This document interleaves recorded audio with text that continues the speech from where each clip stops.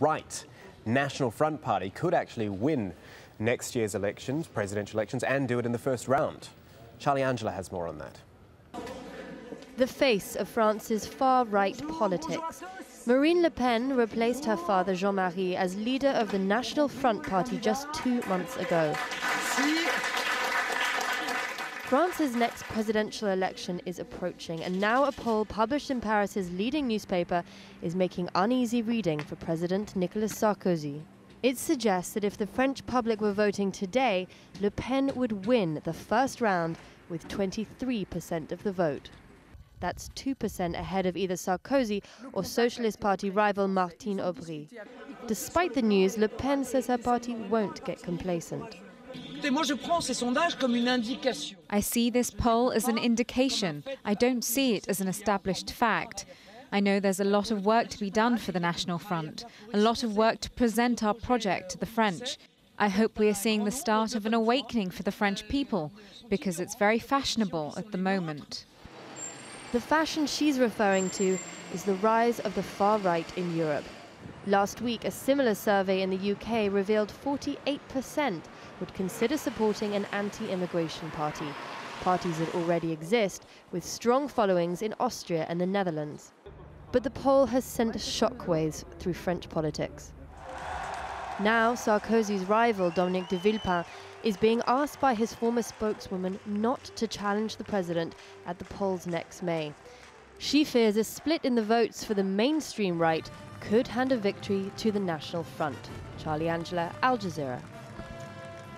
Finally, we've got some amazing pictures that have come in from the US state of Hawaii, one of the world's most active volcanoes, which has begun spewing large amounts of smoke and lava. The Hawaiian Volcano Observatory says Kilauea sent lava shooting nearly 20 meters in the air, issued a possible hazardous warning about a hazardous eruption too.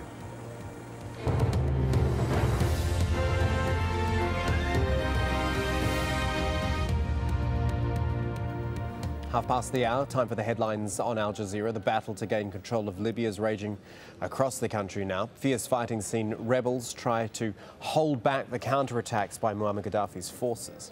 In the city of Misrata, these pictures show rebel forces celebrating after claiming victory over Gaddafi's military. The city's been the scene of some of the heaviest fighting. At least 18 people reported to have been killed there. Gaddafi himself made a brief appearance on state television to show his supporters that, yes, he is still in Tripoli. His forces, though, continue to wage counterattacks in other towns and cities secured by the rebels. Bin Jawad, for example, has apparently been reclaimed by Gaddafi's army. And Reuters news agency is reporting Gaddafi's forces are pushing east towards Ras Lanuf. The unrest in Libya causing some new fears for the global economy too. 3 weeks ago, in that brief lull between uprisings in the Middle East, US crude oil was priced at $85 a barrel. Now, though, we've seen attacks on oil depots in Libya. It's pushed that price up to over $106 a barrel, 2.5-year high. In the same period, Brent crude oil rose from $103 to $117 a barrel.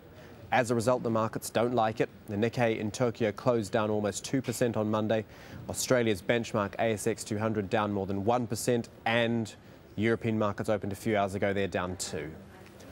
Other news, US Defense Secretary Robert Gates has arrived in Afghanistan for an unannounced visit. Comes as US troops prepare to begin a phased withdrawal. This is due to happen in July. In Côte d'Ivoire, gangs of youths aided by uniformed police have ransacked at least 10 homes belonging to opposition politicians. UN peacekeepers are unable to control the chaos in Abidjan as roadblocks have been set up by government supporters to stop them. The country's been tense ever since the disputed election results of last year. A court in Indonesia has rejected a Muslim cleric's statement in his defence on terror charges. Abu Bakar Bashir, the spiritual leader of the Jemaah Islamiyah group, says he wasn't involved in a paramilitary training camp. Prosecutors accuse Bashir of funding a camp in Aceh province and planning to use weapons to commit terror attacks. And the trial of a former French president, Jacques Chirac, on corruption charges begins in a few hours. This dates back to his time as mayor of Paris. Prosecutors claiming Chirac conjured up fake jobs to pay supporters. Those are your headlines here on Al Jazeera. People in Power starts right now.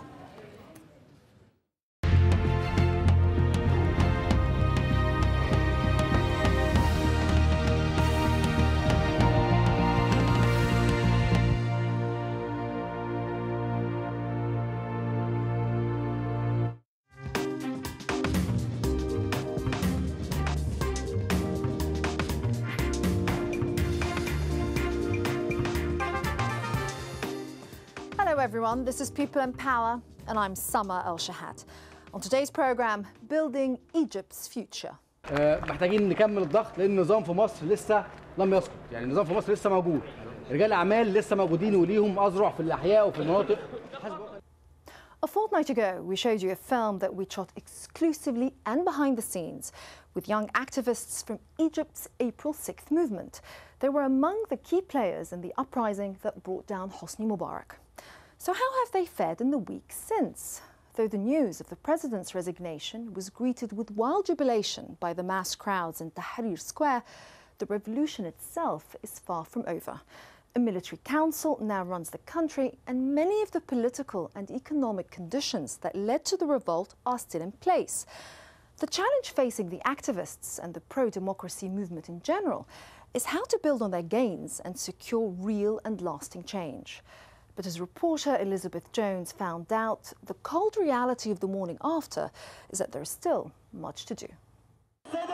February the 11th, the night Hosni Mubarak fell. ضحكت من قلبي عمري ما ضحكت بالطريقه ديت فضلنا نهزر وطول الليل ما احناش مصدقين ان الثوره بجد نجحت. احنا كنا عارفين القرار من قبلها بيوم، كنا الجيش مبلغنا بان مبارك هيتنحى قبلها بيوم، لكن كان الفرحه الحقيقيه لما لقينا الناس بتفرح وبتضحك، هي ده كان الفرحه الحقيقيه دي. At that moment it was the happiest moment of my life. I kept screaming and yelling and couldn't keep myself, and I went to Tahrir Square right away. But I realized that it was not the end. It was just the beginning.